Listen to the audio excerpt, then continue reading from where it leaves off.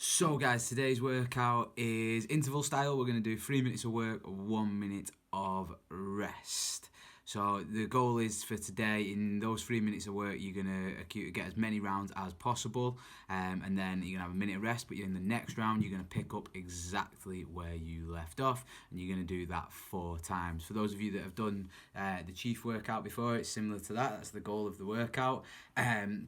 So basically, the first movement is going to be 11 sit-ups. Then you're going to go into 14 mountain climbers, followed by 17 ground to overhead. Use whatever object, whatever you need to for your 17 ground to overhead. That can be a random object that you can pull out your garden. It can be a dumbbell. It can be a kettlebell. Whatever that is, you can snatch it or you can clean and jerk it. Again, you might have a barbell that you can do that with.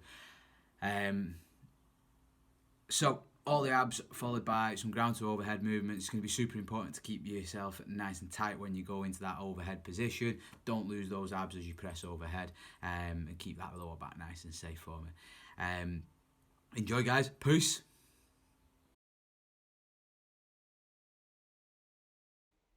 So guys, today's warm-up is a 4-minute AMRAP of 10 V-ups. So for your V-ups, you're going to try and keep your lower back in touch with the floor, reach up to your toes. Excuse the doggos, they're obviously getting in the way. Then we're going to go 20 high knees. So just running on the spot, getting your knees up as high as you can. It was raining today, so I had to make the most of what I have, which is a very small house apparently. And then you're going to go for 10 bodyweight good mornings.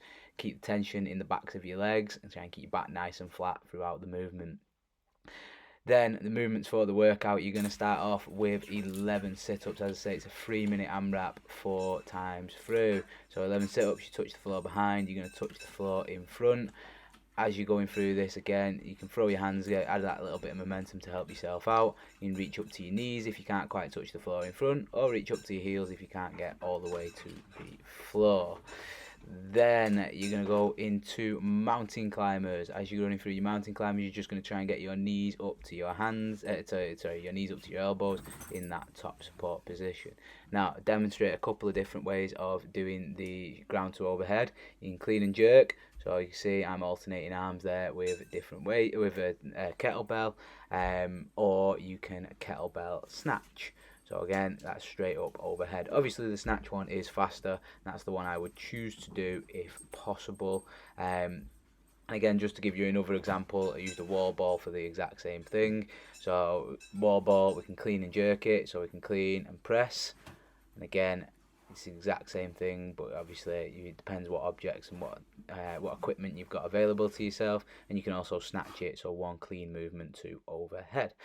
Then we're going to finish off with 60 seconds each side of static lunge. I'm just rocking forward a little bit into it. As you can see, I move the dog out of the way to get into my quad and get into my hip flexor a little bit. Especially after all those mountain climbers, this will be really helpful for you. And then finally you go into 60 seconds of standing fold. So basically you fall forward, fold forward, try and touch your toes, try and keep your legs as straight as you can, straighter than I've got mine for sure. And enjoy, guys. Peace.